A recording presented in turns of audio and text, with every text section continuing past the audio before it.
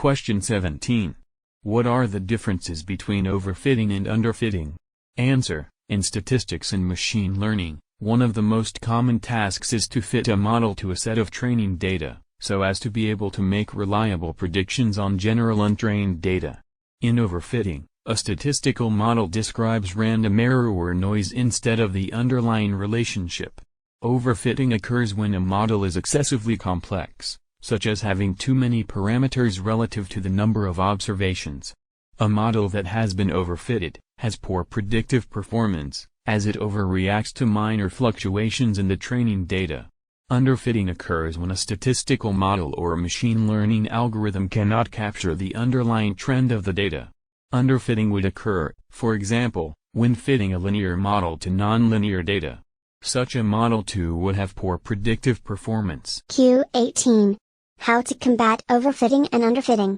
To combat overfitting, 1. Add noise 2. Feature selection 3. Increase training set 4. L2, ridge, or L1, lasso, regularization, L1 drops weights, L2 no 5. Use cross-validation techniques, such as K-fold cross-validation 6.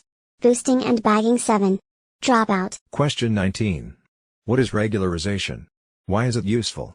Answer. Regularization is the process of adding tuning parameter, penalty term, to a model to induce smoothness in order to prevent overfitting.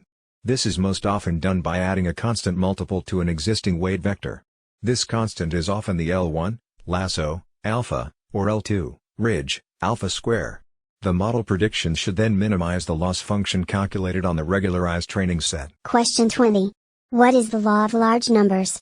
Answer. It is a theorem that describes the result of performing the same experiment a large number of times. This theorem forms the basis of frequency-style thinking. It says that the sample means, the sample variance and the sample standard deviation converge to what they are trying to estimate.